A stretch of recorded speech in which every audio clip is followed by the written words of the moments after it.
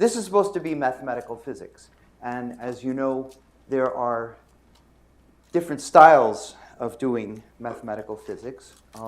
One style is a very rigorous approach, very, very rigorous, where it's all theorem and proof. And I personally find that less interesting. Okay, let's be polite. So I don't like theorem and proof type approaches to doing physics, especially mathematics that's going to be used in physics. And I prefer to talk about what I regard as really useful and powerful mathematical techniques. And a lot of what I'm going to be telling you is, in fact, not rigorous, at least not rigorous yet. And because of that, it is more powerful.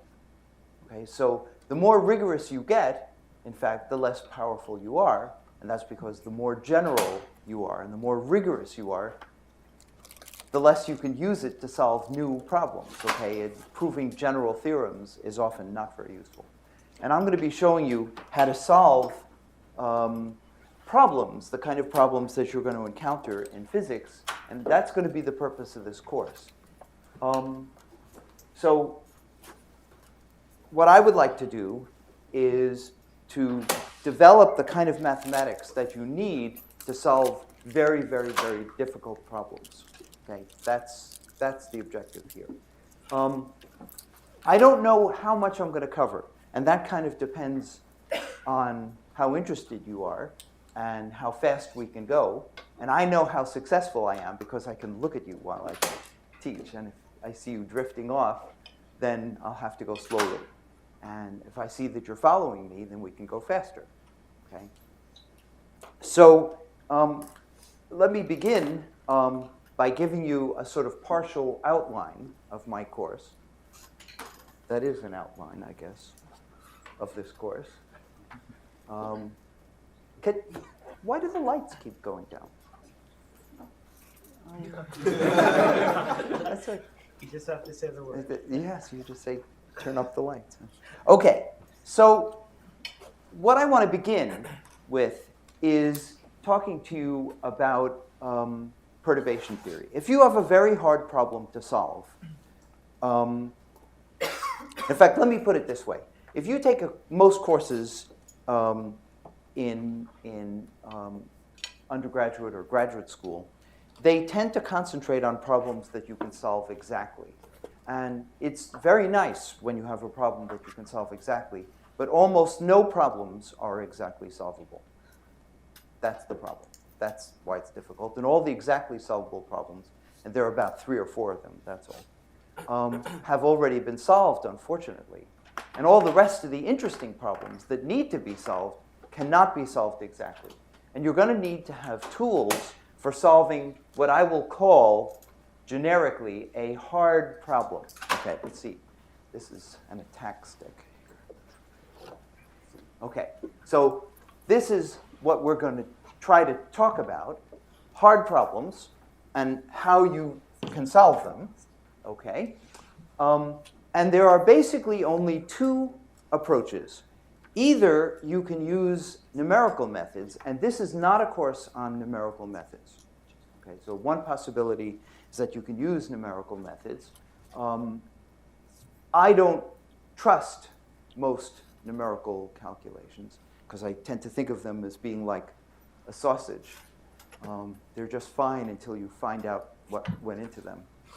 But what we want to talk about here is analytical approaches to very, very hard problems. Okay? And there is one standard analytical approach, really only one, and that's called perturbation theory. And most people, when they hear the word perturbation theory, they begin to get bored. In fact, perturbation theory is amazing. I'm going to show you that is truly an amazing technique. And it is very powerful, very beautiful, and it reveals all kinds of remarkable stuff about quantum mechanics. So let's begin with a discussion of, how do you approach a hard problem, one that you can't solve exactly? Well, there are always 3 steps when you do perturbation theory. And the first step, so here is a hard problem, okay? The first step is to insert a small parameter epsilon into the problem, okay? So instead of solving one hard problem, amazingly, now we're solving an infinite number of hard problems that depend on a parameter epsilon. It's hard to believe. You can't solve one problem, so instead you convert it into an infinite number of problems, one for each value of epsilon. That doesn't sound like progress, but it is. You'll see. The second step, and this is a very tricky and very subtle idea, is to assume that the answer to the hard problem, which of course depends on epsilon, because there's one answer for each value of epsilon, we can assume that the answer has the form of a perturbation series, okay? Okay, that's a perturbation series. Now, in fact, I have assumed that it is a Taylor-like series, and in general, it isn't always a Taylor-like series. But for now, let's assume that the perturbation series is in a Taylor form, okay, a sub n epsilon to the n.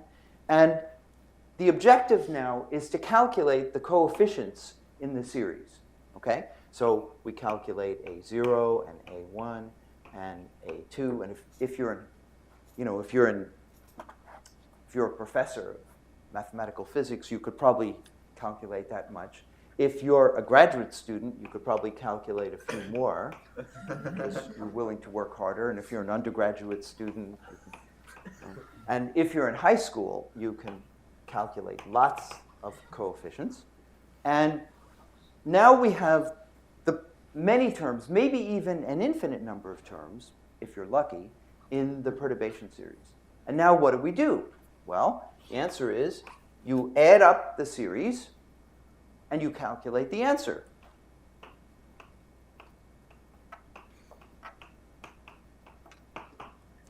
Okay? And every one of these steps is really interesting.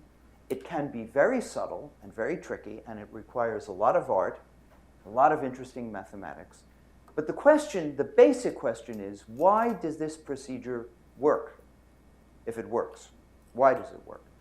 The answer is that you begin with an extremely hard problem, and you reduce an infinitely hard problem to an infinite sequence of very easy problems, or let's say relatively easy problems, okay? Because instead of trying to get the whole answer in one shot, now you calculate a little bit of the answer and a little bit more and a little bit more and a little bit more and so on, and you get the complete answer to the problem. You add up the series, and then at the end, you set epsilon equal 1, and that's the final answer to the problem. Okay, that's the outline. Okay, so let's make up an interesting problem to solve.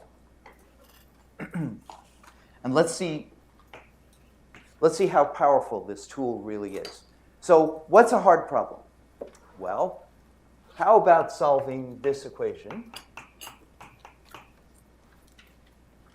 Okay. Why is that a hard? Do you know why that's a hard problem? I mean, why do I classify this as a hard problem? Do you know why? There's no closed form solution. That's right. That's right.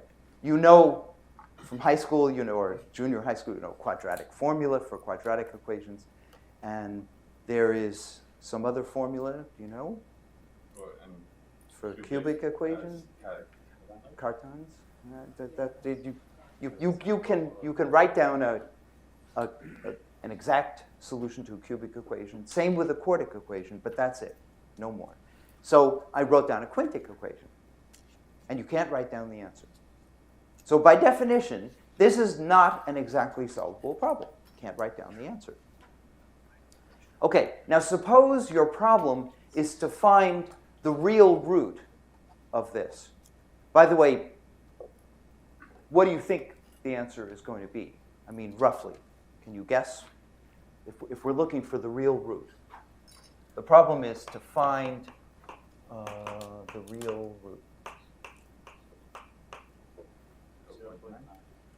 0.92. No, not that big. Not that big. Think about it. You have a number, which you're adding to another number, and you're getting 1. There's a positive root. It's about 0.7, roughly 755, something like that. Okay? Okay, you can just make a plot.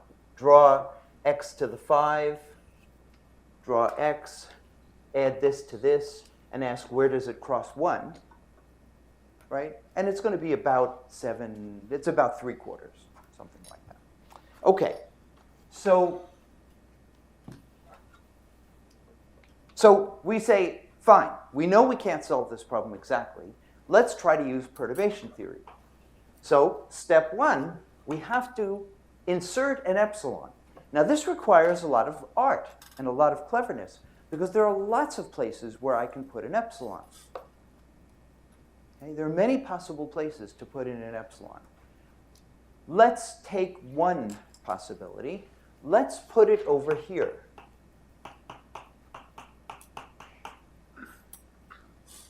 Okay?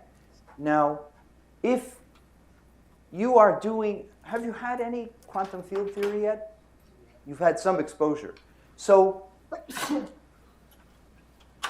can you say what it is that I just did? This is a strong coupling expansion. If you had a quantum field theory where the Lagrangian or the Hamiltonian was something like grad phi squared plus m squared phi squared plus, say, phi to the 4. Have you seen things like this? Okay. So you have some coupling constant over here, okay? And we could treat this as epsilon. That would be called the weak coupling expansion. Or, in other words, we could put the small parameter in front of the highest power. Okay, in this case, it's 5. Or we could put a small parameter in front of the lower power, which in this case is just 1. Okay, so this is called a strong coupling expansion. But never mind, that's just words. It doesn't have any. Okay, great. So now we've finished step 1. Now, there's one thing that's very important about step 1 that I haven't explained to you yet. When we put the epsilon into the problem, we have to put it in such a way that when epsilon is equal to 0, we can solve the problem. Because that, when epsilon is equal to 0, that's the unperturbed problem. Okay? And it better be that that's a problem we can solve exactly. Okay? So epsilon equals 0 is the unperturbed problem. And we have to be able to solve that problem exactly. Can we solve that problem? Well, if you set epsilon equals 0, you get the equation x to the 5 equals 1.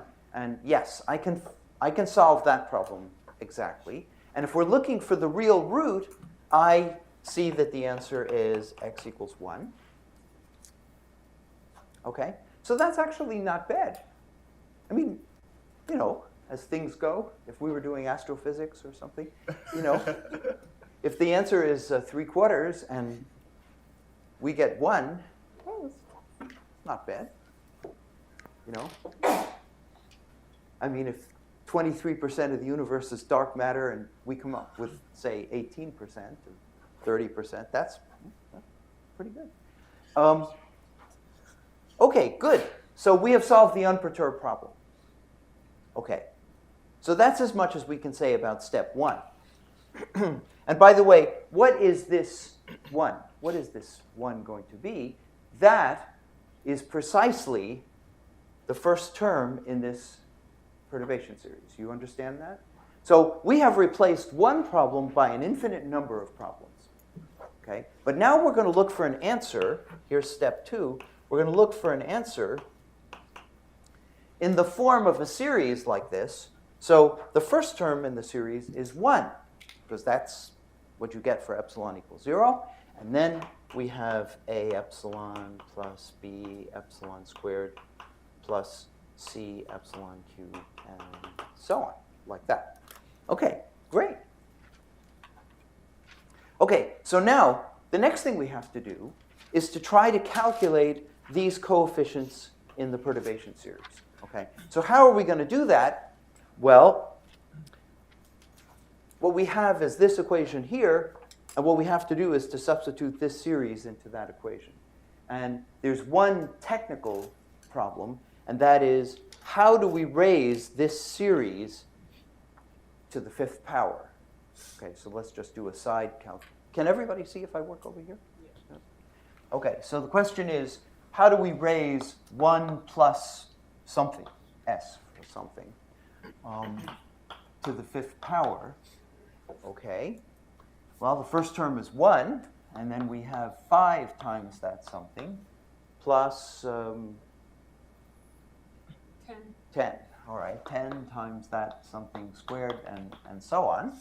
Okay, so if this something is A epsilon plus B epsilon squared plus C epsilon cubed, and so on, then 1 plus that something to the 5th power is 1 plus 5 times all of this, right, which is 5A epsilon plus 5B epsilon squared plus 5C epsilon cubed, and so on.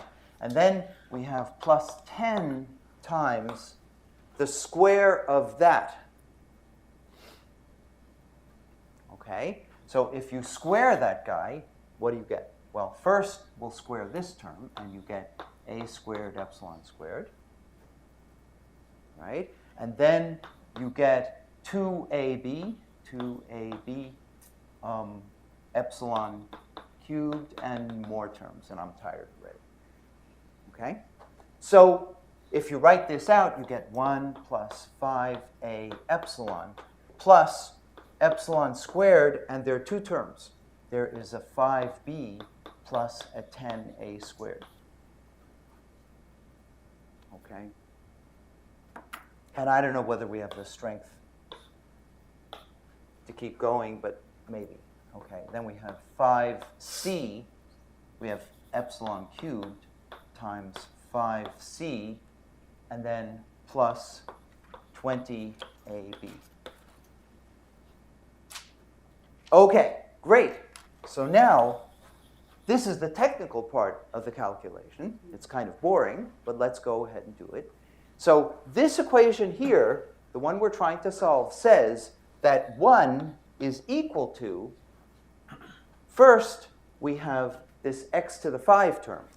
1 plus 5a epsilon plus epsilon squared 5b plus 10a squared plus epsilon cubed 5c plus 20ab. Okay, and then we have epsilon times x.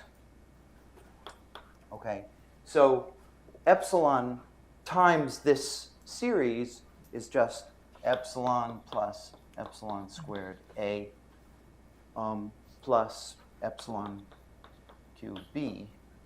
And you can see that this is very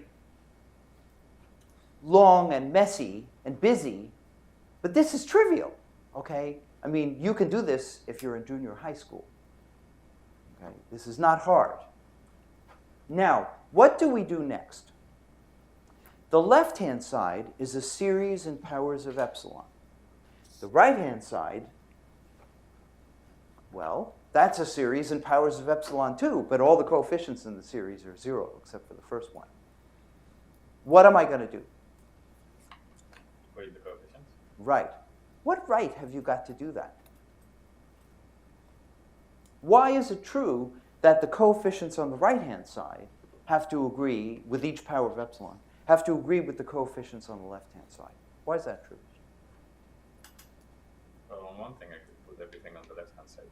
Sure, Equate it you to could do 0. that and then equate them to 0. But why does it have to be?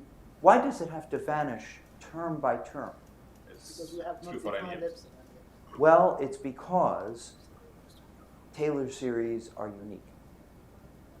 Okay, so given a function, the Taylor coefficients of that function are unique. What assumption am I making here? So this converges. Right. This is a very deep and interesting assumption, because in order to make a statement like that, with the mathematics that you know from first year calculus, basically, you have to know that the series converges. We don't know that the series converges because we don't know what the series is yet. So that's why I love to do non-rigorous mathematics. We're exploring this problem. Maybe we'll find, to our delight, that the series really does converge, but we don't know it yet. So we're proceeding boldly, okay? Now, term by term, they have to agree. So what's the coefficient of epsilon to the 0 power? Well, that gives me the equation 1 is equal to 1. It's a very difficult equation, and it's a true equation, okay? And that's true because we already did this calculation to 0th order in perturbation theory. We solved the unperturbed problem. Okay, now, what about epsilon to the 1st power? That gives me the equation 5a, okay, there's an epsilon, plus 1 over here, because there's an epsilon, is equal to 0. Now, you remember what I told you. We do perturbation theory because it reduces a hard problem to a sequence of trivial problems. That problem is pretty trivial. You have to agree. This is a pretty trivial problem, okay? What about the coefficient of epsilon squared? Here's an epsilon squared. So that says 5b plus 10a squared, okay? And here's an epsilon squared plus a is equal to 0. Now this problem is a little bit messier than this problem, but you have to agree that this is in the category of trivial, okay? In fact, if we solve this problem, you get a is equal to minus 1/5, and if you solve this problem, you just plug in a, okay? So we have 5b plus 10a squared, which is 2/5, plus a, which is minus 1/5, is equal to 0. So 5b plus 1/5 equals 0. b is equal to minus 1/25. Okay? And I picked this problem because without bothering to waste your time to calculate the coefficient of epsilon cubed, well, let me give you an IQ test. 1/5, or minus 1/5, minus 1/25. Can you guess what C is? Very good. Okay, great. So now we have this term, and this term, and this term. So we now know, that was just the technical calculation, but let's write the answer down. We now know that the answer is a series that begins 1 minus 1/5 epsilon minus 1/25, epsilon squared minus 1/125, epsilon cubed. Okay, that's pretty cool. We finished step 2. There it is. That's the end of step 2. We have found the perturbation series. And what I said before is really true. If you were in high school, you could calculate lots of these terms because you'd find this interesting. Okay, by now you find it dull. Okay, but there we go. Now the question is, how do we do step 3? Step 3 says you have to add up the perturbation series with epsilon equals 1. Okay, so we set epsilon equal 1. So this is step 3. We set epsilon equal 1. And the perturbation series, this is the answer at epsilon equals 1. Perturbation series has the form 1 minus 1/5 minus 1/25 minus 125, and so on, which is 1 minus 0.2 minus 0.04 minus 0.008, right? Which is 1 minus 0.248, which is 0.752. Okay?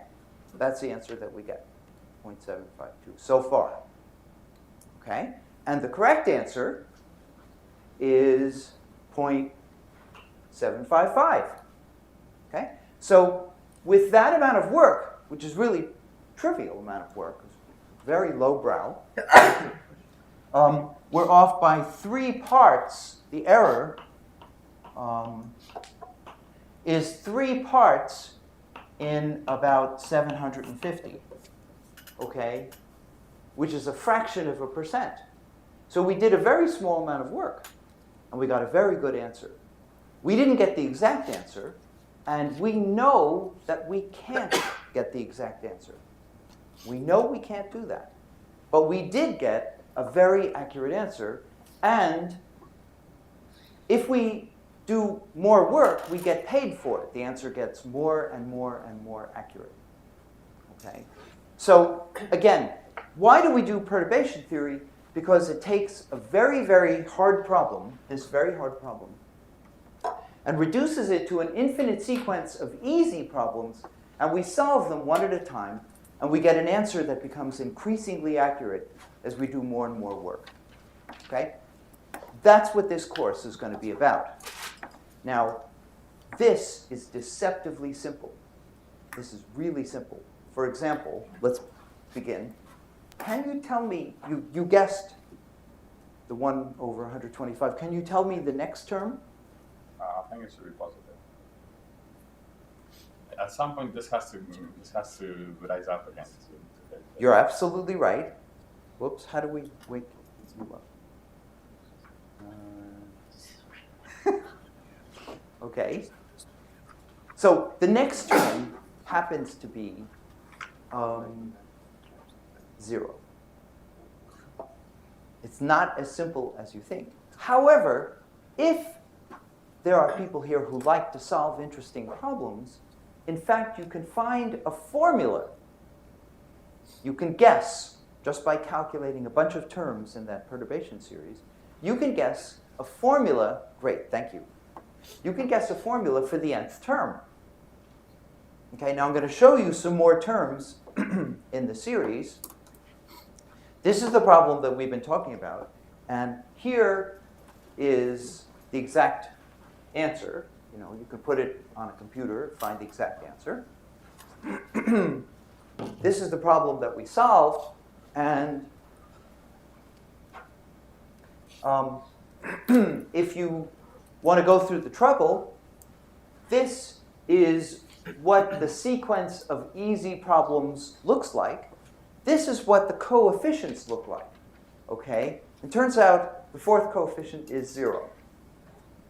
But as you guessed, eventually you're going to have some positive contributions, and you will have several positive contributions, and then another 0, and then several more negative contributions, and then another 0, and so on. And it'll happen like that. And if you sum up the series, you will find a very, very, very accurate calculation of the exact answer. Okay? And in fact, there is a formula you can guess if you like to pass IQ tests where you guess the next number in the sequence. There is a formula for these numbers, and you can guess it if you just play. And if you look hard at those numbers, you can guess what the radius of convergence of the perturbation series is. And the radius of convergence is 1.649. Okay, now that's very, very good, and it's very lucky, because we were putting in epsilon equals 1. So apparently, epsilon equals 1 is inside the radius of convergence of the series. Okay? However, what if you were trying to solve the hard problem that looked like that? Okay? You would do exactly the same thing, except at the end of it, you'd replace 2 by epsilon, right? And at the end of the calculation, you would try to set epsilon equals 2, but now you would have a problem, wouldn't you? So in fact, one of the subtle things in perturbation theory is this step. You might think that the first two steps are the subtle steps, but the really subtle and interesting step in doing perturbation theory is step number 3. That is plugging in the value of epsilon and getting the right answer. And one of the things I'm going to teach you in this course is that when you have a divergent series, it's not an obstacle. I'm going to explain to you how to sum a series that diverges and how to obtain the correct finite answer from a divergent series. And in doing this, we're going to have to develop a new kind of mathematics, because the kind of mathematics that you've been taught until now is exact mathematics. Okay? It is the mathematics of equal signs. And this is a problem, because this mathematics is very limited in power. And what we're going to do is replace this mathematics by what is called asymptotics. Instead of exact mathematics, we're going to be doing asymptotics, and we're going to replace the equal sign by that symbol.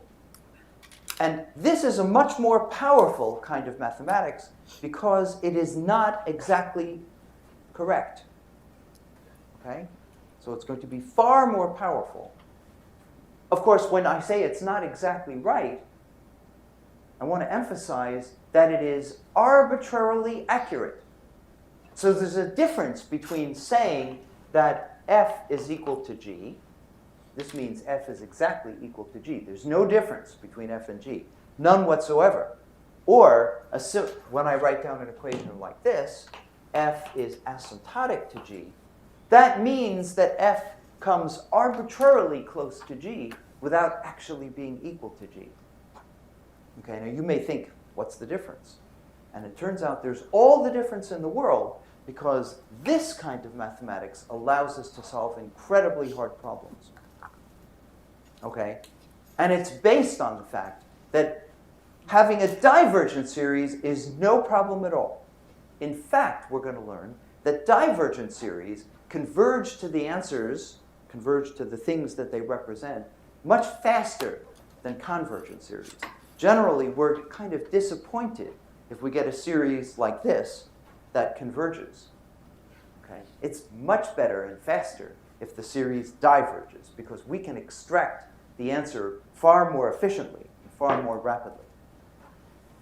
Okay? I'm trying to entice you into this course. Okay.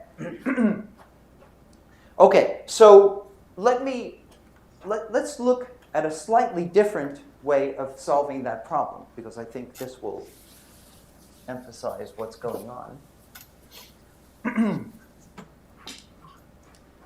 Someone else comes across this problem here. Okay, someone else discovers this problem, and they have just taken a course in quantum field theory. So they say, look, I've learned all about weak coupling expansions and Feynman diagrams and things like this. So I'm not going to put the epsilon over here. I'm going to put the epsilon over here. Seems like a perfectly reasonable way to approach the problem. So step 1, I'm going to solve the problem epsilon x to the 5 plus x equals 1. Okay? Why did I choose to insert epsilon over here? Because once again, when epsilon is equal to 0, the unperturbed problem is really easy to solve. In fact, when epsilon is equal to 0, the unperturbed problem becomes x equals 1. Okay? And the solution to that problem is x equals 1. Okay? That sounds pretty good. Great. So now, let's do perturbation theory. Okay? Let's assume that the answer x as a function of epsilon has the form 1 plus a epsilon plus b epsilon squared, and so on. And we plug it into this problem, okay, and let's see what happens. First of all, we've already raised, we already know what happens when you raise x to the 5th power. But now things are going to be a little bit simpler because this thing is going to be multiplied by epsilon. So we don't need, if we're going to work to, say, order epsilon squared, we don't need so many terms. Let's see, we don't need this term because all this is going to be multiplied by epsilon, right? So when we do perturbation theory, we have epsilon times 1 plus 5a epsilon plus epsilon squared times 5b plus 10a squared. Okay, there's the epsilon times x to the 5 term. Okay, and then there is a x term, which is 1 plus a epsilon plus b epsilon squared plus c epsilon cubed. Okay, and so on. And all this has to be equal to 1. Okay? Now, you know what we do next. We have to look at the coefficients of like powers of epsilon. So epsilon to the 0, the coefficient of epsilon to the 0 on the left is 1 and on the right is 1, so the equation becomes 1 equals 1. And that had to work because this is the unperturbed problem. We've already solved the unperturbed problem, so this is merely, telling us we haven't made a mistake yet. Okay? And here's the epsilon to the 1st power. So let's see, there's one term over here, which is just 1. That's epsilon squared, epsilon cubed. Here's an a epsilon, 1 plus a is equal to 0. Good. Okay, that's the next equation to solve. The epsilon squared equation reads from here, there's 5a, and from here, there's a b, and that's equal to 0. These equations actually look simpler than the previous equations. Okay? And epsilon cubed, what about that? Let's see. This says 5b plus 10a squared. Okay? So there's an epsilon cubed term. Here's 1. Plus c is equal to 0. And so here are the equations. They're pretty simple. So let's see. The solution to this equation is a equals minus 1. Okay? You put in minus 1 here, and you get, what's b? 5. Okay, so b is equal to 5. Now we go to this equation, okay? And 5 times 5 is 25 plus 10, a squared. A squared is 1. Plus c equals 0, so c is equal to minus 35. Okay? So now the perturbation series looks like this. If you plug into the perturbation series, we know that x of epsilon is 1 minus epsilon plus 5 epsilon squared minus 35 epsilon cubed, and so on. Okay. Now we get to the last step, the 3rd step of the problem. So we're done with step 2. Step 3 is we set epsilon equals 1 and we sum the series. So our first approximation is 1. And if we take 2 terms in the series, we get 0. And if we take 3 terms in the series, we get 0 plus 5. Okay, and if we take 4 terms in the series, you get 5 minus 35. It's minus 30. And so on. Not quite as effective as before, apparently. And so let me just show you what happens. If you continue with the work and you put an epsilon over here, this is what I call a weak coupling approximation, and you work out the perturbation series, this is what the perturbation series looks like. And once again, by the way, if you like interesting problems, you can, just by staring at these numbers, that's the best way to do it. by the way. I don't know a better way to do it. You can stare at these numbers, and if you work at it for a while, you'll find a formula. There's a simple closed formula for these numbers. Now, if you try to sum the series at, I wrote x equals 1, but I mean epsilon equals 1. The radius of convergence of the series is 0.08. And you're plugging in epsilon equals 1. So it looks like we have here a disaster if you just take this series just up to this point and you plug in epsilon equals 1. The prediction is that x of 1 is 21,476, which is not a good approximation to 0.755. Not really a very good approximation. And this is the problem in quantum field theory, okay, which, if we have time, we will talk about it in the course, okay? So in quantum field theory, this is exactly what happens. In fact, in general, in quantum mechanics, not just quantum field theory, it is a fraud because in a standard quantum mechanics course, you are taught perturbation theory. Okay, that's usually during the sleepy part of the course, towards the end of the second term when everybody is bored. You're taught perturbation theory, and that's it. Okay? And you think that you know how to solve problems. And that is garbage. Because almost always, if you pick a series out of a hat, it will be a divergent series. It is rare and unusual for a series to converge. However, we are delighted when we see a divergent series like this. And that is because there are powerful, although not completely rigorous techniques in mathematics that you can use to sum this series and get an arbitrarily accurate finite answer.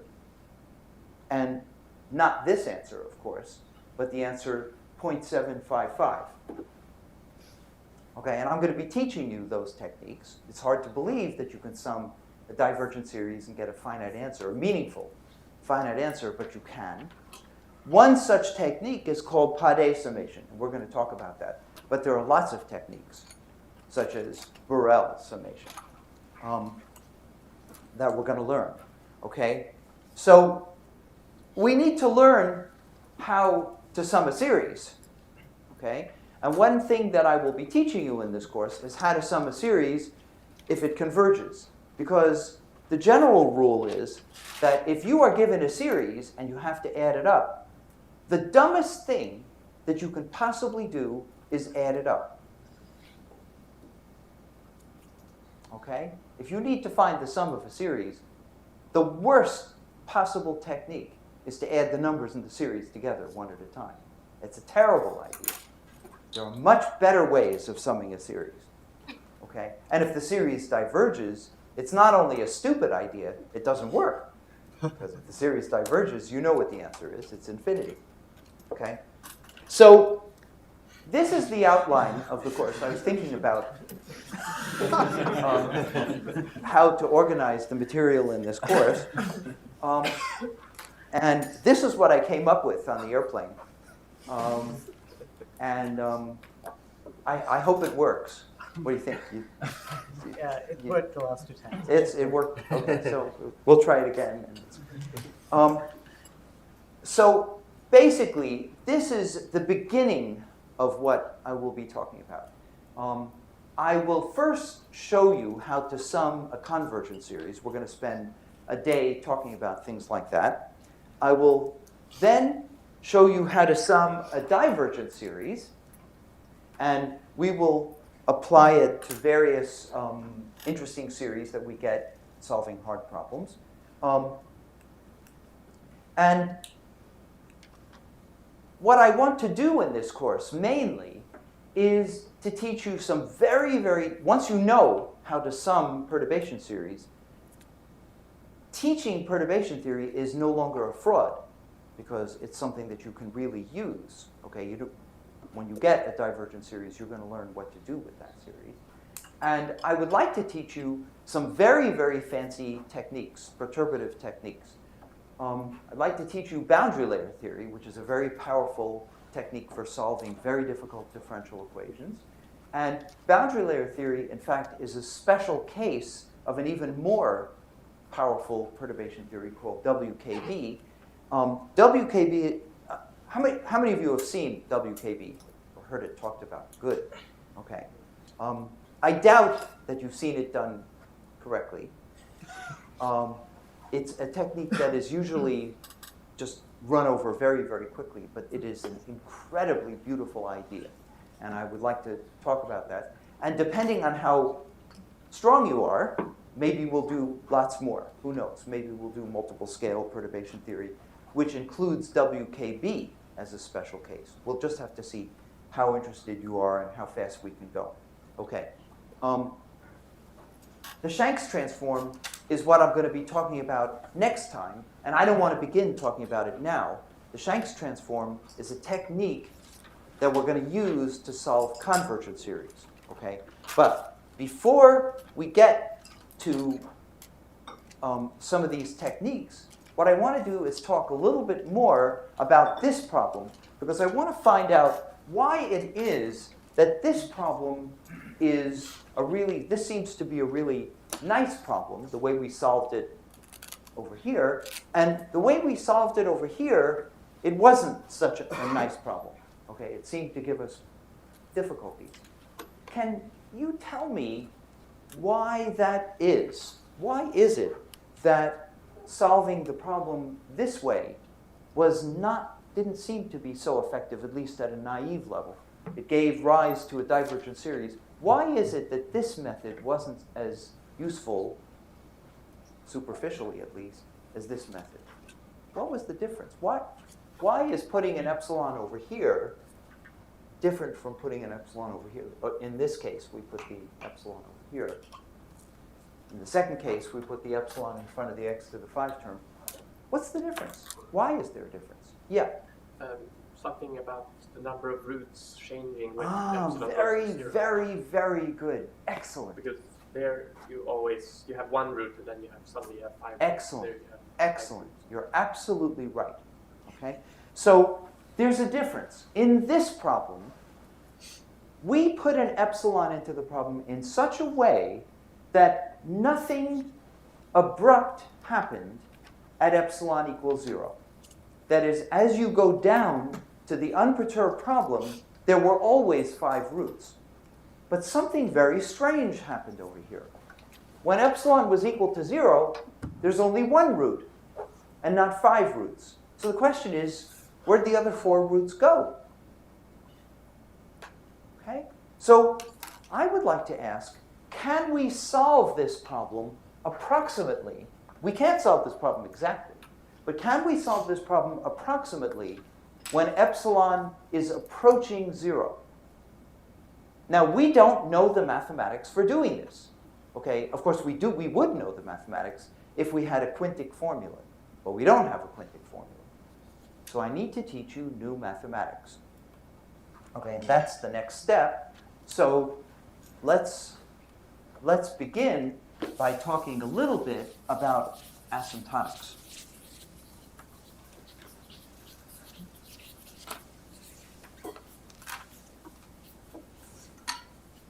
Okay. So I want to introduce, this is a very beautiful and a very subtle idea, and I'm just going to give you a superficial introduction to the notion of asymptotics.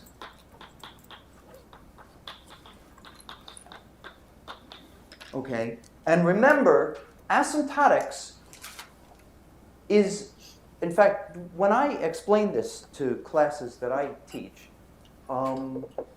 I say, the first amazing breakthrough in mathematics you saw, I guess, when you were in elementary school, and you learned this symbol, okay? And then you learned, and from there you learned exact mathematics. And what you learned is that whatever you do to the left side of this equation, you have to do to the right side of this equation, and it remains an equation, okay? And the word equal and equation are the same, okay? What we're going to do is we're going to replace this symbol by this symbol. Now, this symbol, if you see this symbol is read is asymptotic to.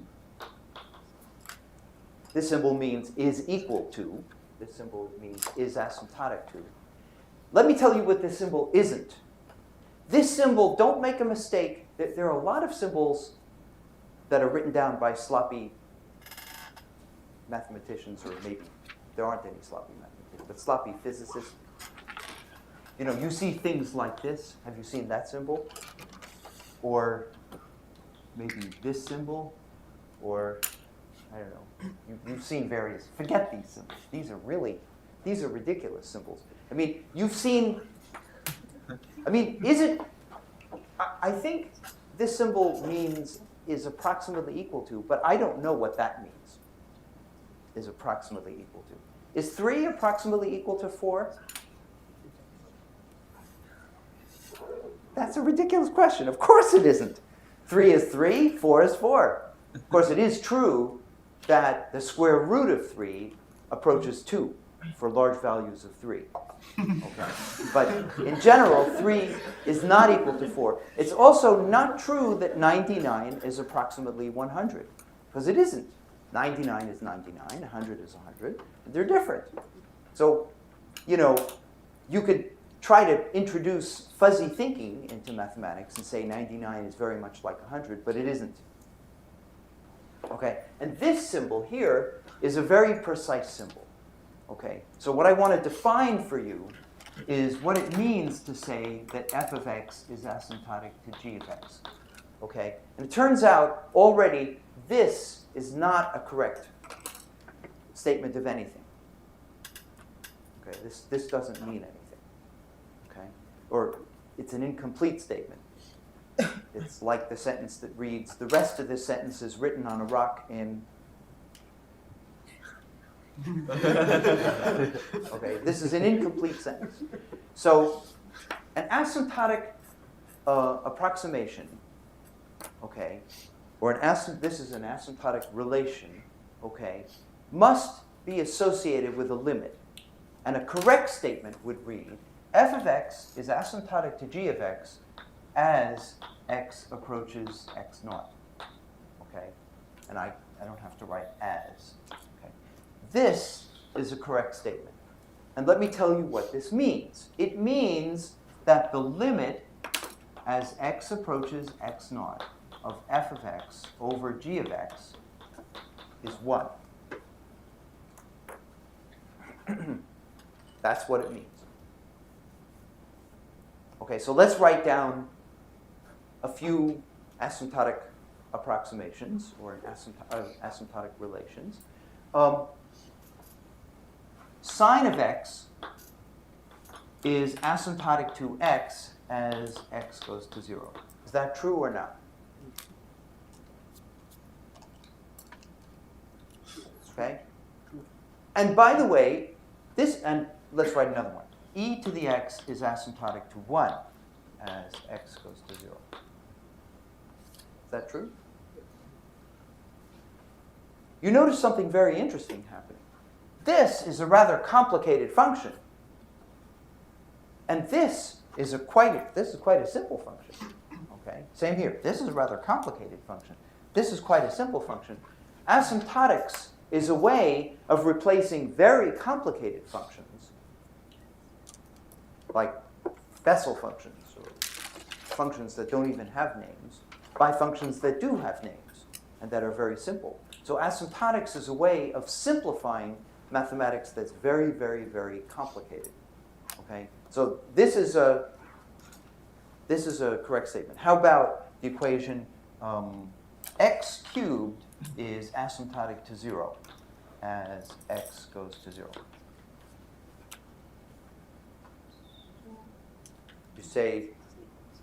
You say, no, that's right. This is a completely wrong statement. So let's remember that nothing is ever asymptotic to 0. You can never say that something is asymptotic to 0. Okay? Nothing is asymptotic to 0. of course, x cubed is very, very small as x approaches 0. But the best that I can say is that x cubed is asymptotic to x cubed as x goes to 0, because I don't know a simpler way of writing this. Of course, I could write it in a more complicated way. I could say x cubed is asymptotic to x cubed plus x to the 4th as x goes to 0. That's true. Okay. But if I'm trying to put a simpler thing on the right-hand side, I don't know a simpler thing. So remember that nothing is asymptotic to 0, ever. Nothing is ever asymptotic to 0. Oh, if you want something simple, could you not put x?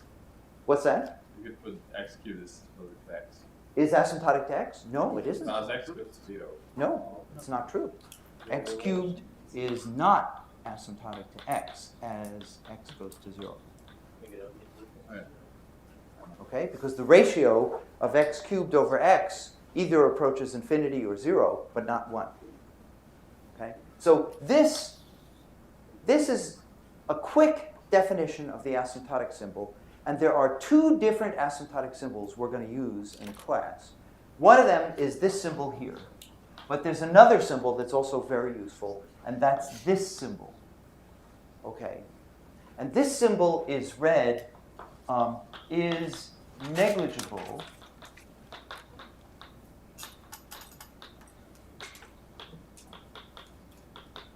negligible compared with.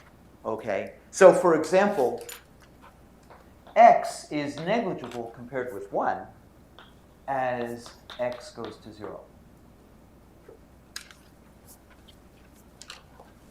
Okay, don't make a mistake, by the way. This doesn't mean less than, and it doesn't mean much less than. It doesn't mean that. Okay, because less than is an ordering relation. You know, positive, negative, you know, -1 is less than +1. Okay? So, for example, x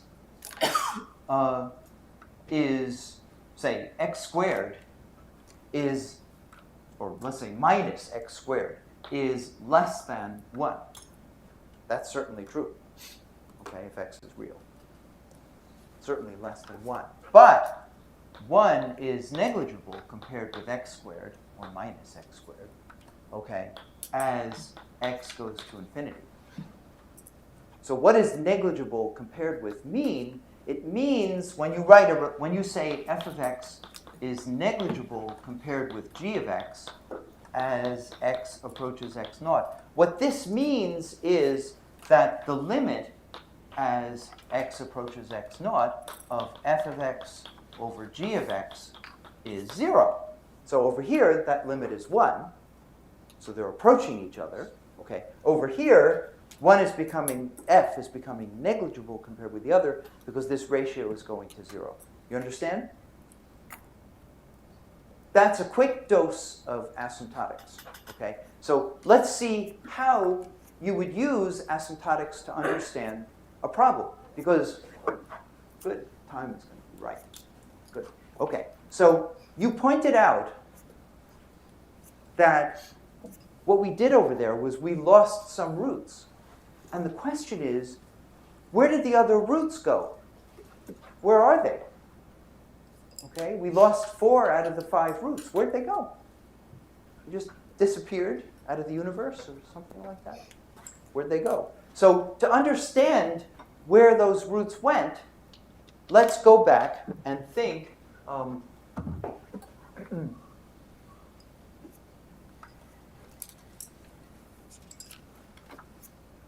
let's go back and think about what we did in this problem as we approached the unperturbed problem here. Okay, that's the question that we'd like to think about. All right, so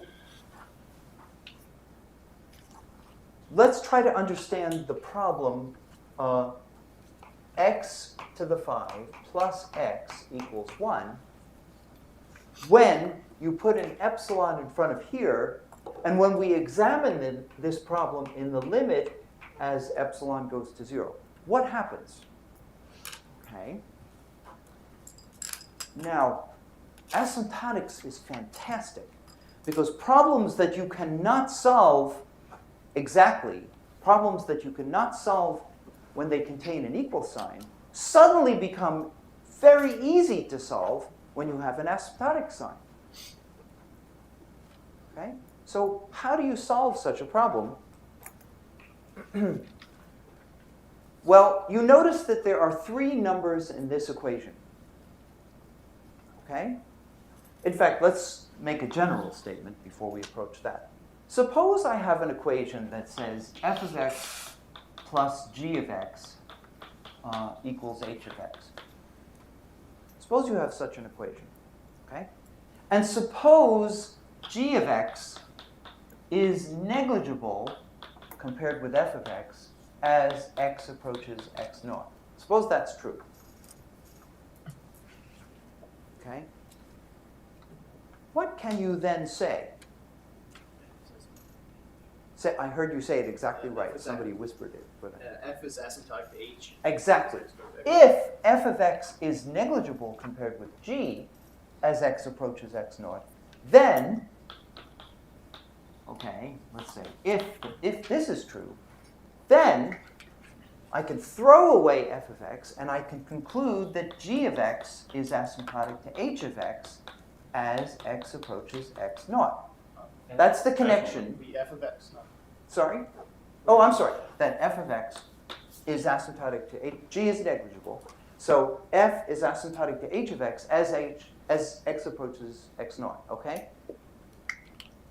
So this is the connection between this symbol over here and this symbol over here. The asymptotic symbol and the negligible symbol. Okay? So great. Here we have an equation with three terms in it.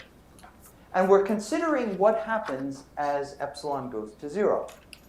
Now, I think let's make more space here.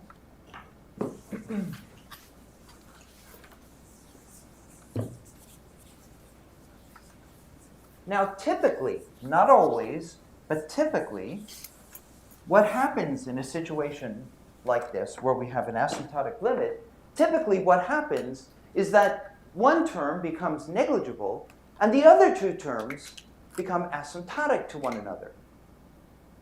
Now, it could be that all three terms are exactly the same size. But what's the chance of that? Okay, if you pick three numbers out of a hat, can all three numbers be the same size? Nah, very small chance. Okay, of course we have to consider that, but there's only a very small likelihood of that. So how do you solve, or how do you even attack such a hard problem as this? Well, we're going to use the method of dominant balance. Okay.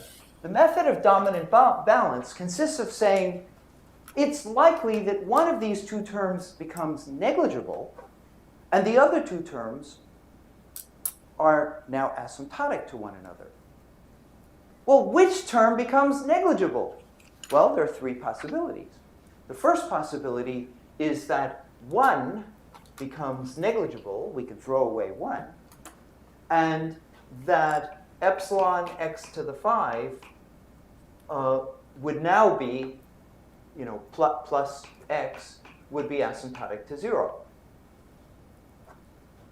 Oh, wait a minute. Excuse me. Nothing is asymptotic to 0. So let's be more careful.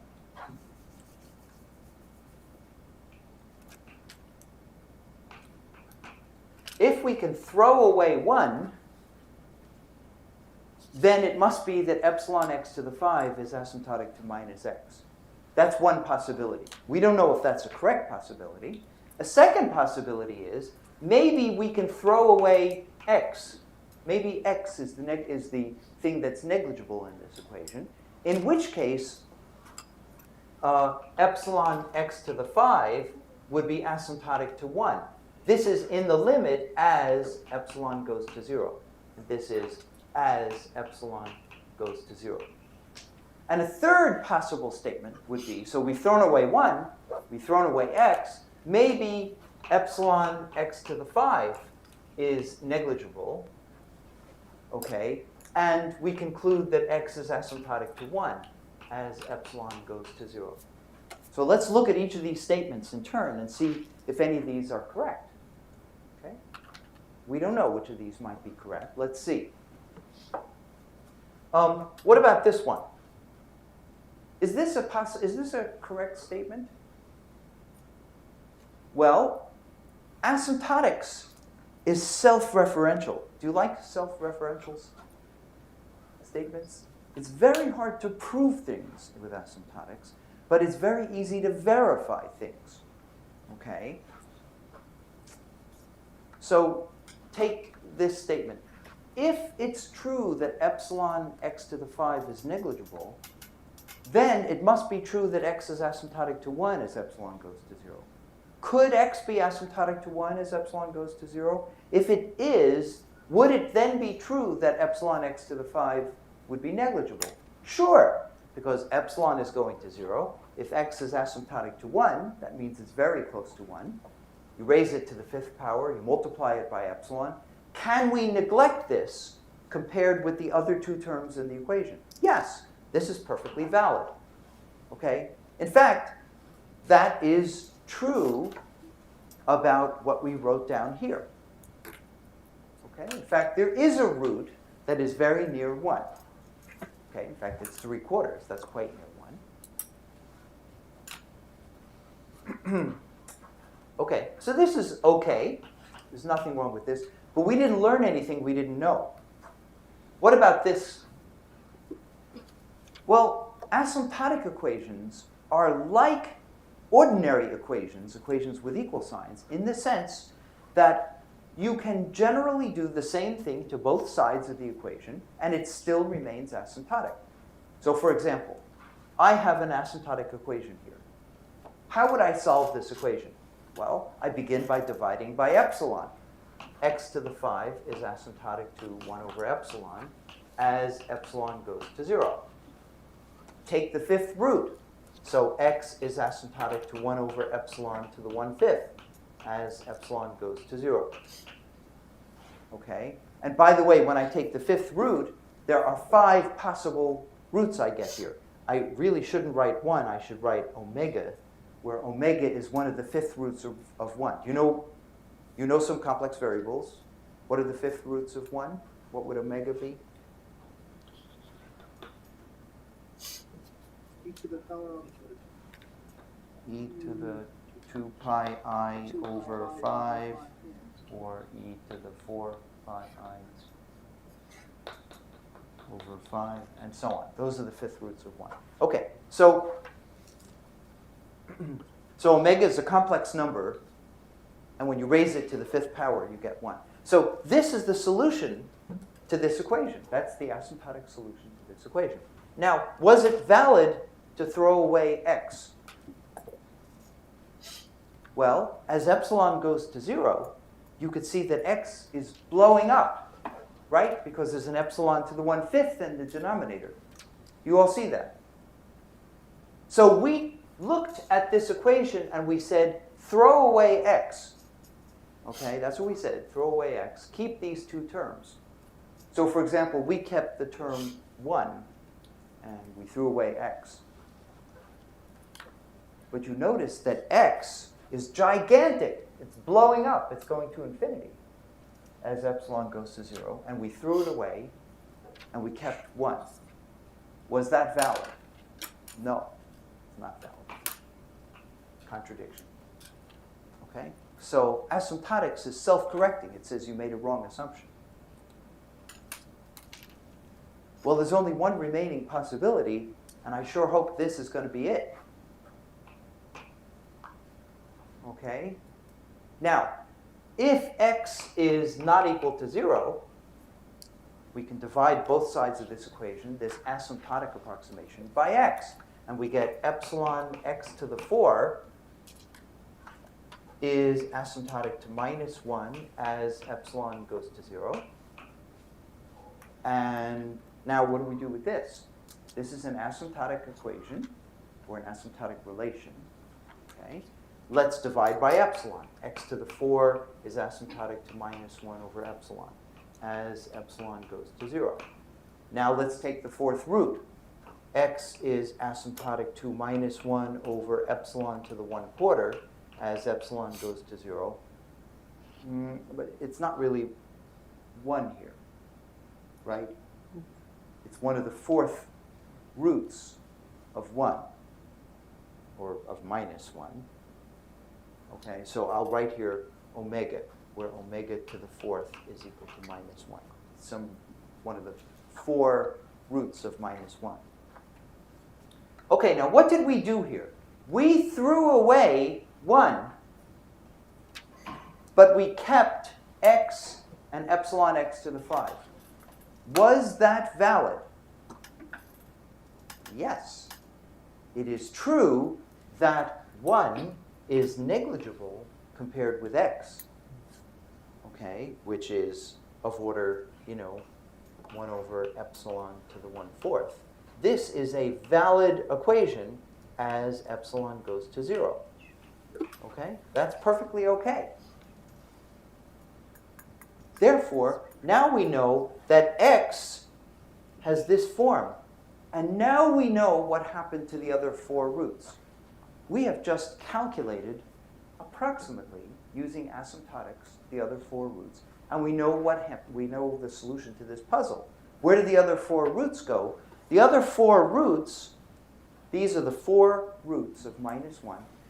The 4 roots of minus 1 are distributed in the complex plane like this, okay?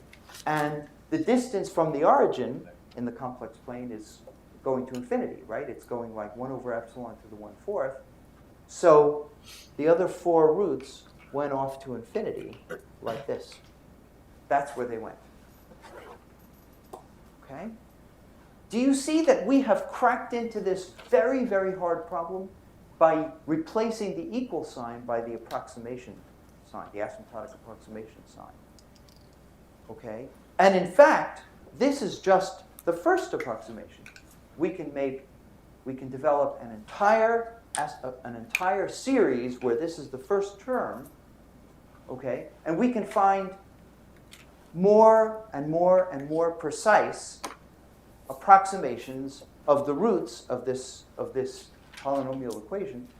We can find arbitrarily accurate calculations of the solution to this approximate equation. Arbitrarily accurate. There is no limit to the amount of accuracy. So if you walk into the room and you say, I demand 15 decimal places accuracy, I can give you 15 decimal places. Okay? And if you walk in and you say, no, I want 30 decimal places accuracy, I can give you 30. No problem. Okay? But I can never tell you what the answer is equal to. That's impossible, because this is not a solvable problem. Okay? So I want to emphasize in this course that there's a giant gulf between an exact approximation, okay, an exact solution, that is, or an arbitrarily accurate approximation. Okay? Now, let's see. Oh, perfect. Oh, all right. Okay, so let's stop here. Next time, I want to show you that the mathematics that I've taught you is so powerful that we can solve problems like that in a few minutes, essentially in under a minute, that you have been told your entire life are absolutely insolvable problems. Cannot be solved. Okay, and we'll just do it just like that. What's an example of an infinitely hard problem? How about a Schrödinger equation? Okay? Nobody knows how to solve a Schrödinger equation. When you take quantum mechanics, you learn the harmonic oscillator and you learn the hydrogen atom, and then you give up. Because there really aren't any other Schrödinger equations you can solve. No, that's not true. We're going to solve them all. I was thinking more along the lines of QCD. Yeah, we can. The next step is QCD. We'll just. Okay. Are there questions before we quit? Or comments? Or something? I'm sorry. Yeah, I haven't recognized the word method of what balance. you haven't. Method. Dominant balance. Dominant, yes, dominant. This word is dominant balance, okay? What I mean by dominant, okay, is that all of the terms in the equation dominate over one term in the equation. Okay, so here we have an equation containing 3 terms, and 2 of these terms dominate over the 3rd term. And what we found is that this is the correct answer. What we found is that this term and this term are big, and this term is negligible. So these 2 terms here dominate over that term. But if this term is thrown away, because it's unimportant, then these 2 terms have to be balancing each other, because this very big term and this very big term have to almost cancel each other, because this term is negligible. You see? But it's fantastic, because you see, we don't know how to solve an equation with 3 terms in it, but we do know how to solve an equation with just 2 terms. Okay? So asymptotics allows us to simplify equations. We, for example, in this course, will never need to use the quadratic equation, because asymptotics says that you don't need to solve a 3-term equation. You can always replace it by a 2-term equation, which doesn't require that you remember anything. Okay? So asymptotics is a fantastically powerful and wonderful mathematical tool. If you don't know asymptotics, basically you are reduced to just sitting in front of a computer and generating numerical solutions to problems. And this course is about generating analytical solutions. Okay? Yes? I'm a bit confused. Like in this kind of perturbation theory, we introduce a small parameter, Yes. and then make series, then set it to unity. But for example, in quantum mechanics, it's true. We usually like have a small parameter. We which do? we don't set to unity like in the end. So it's like parameter in the problem. Okay, so now the parameter you're referring to here is, No, for H bar. example, some relation of 2 like physical Well, values in which you. okay, so we are going to talk about this in great detail. This is what this course is going to be about. Often, we treat h bar as being small, but you and I know that h bar is not small. It's equal to 1. Okay? Because it depends, h bar is a number that contains units. So depending on what system of units you choose, h bar may be gigantic or it may be small. You can't say that h bar is a small number or a big number. In MKS units, yeah, it's 10 to the minus 34, but that's not a small number because it contains dimensions which make that number either big or small. Okay? But it's often very, very powerful to think of h bar as being a small number. And we have to make that precise, which we will. And when you do, that is where WKB theory comes from. Okay, that's where WKB comes from. If you treat other numbers in quantum mechanics as being small, then you are doing other kinds of perturbation theory, and we're going to do that. We're going to investigate that in great detail. Okay, so that's the objective of this course, is to take a very fancy equation like the Schrodinger equation and try to find a small parameter, try to find it and treat it consistently and through perturbation theory and so on. That's what we're going to do. Okay. This is a very subtle problem and a very interesting problem. One of the things that you're going to learn along the way is why it is that quantum mechanics is quantized. You know, why are energy levels discrete? Perturbation theory will explain that to us. Okay, any other questions? Okay, well, I hope I've gotten you interested in the idea that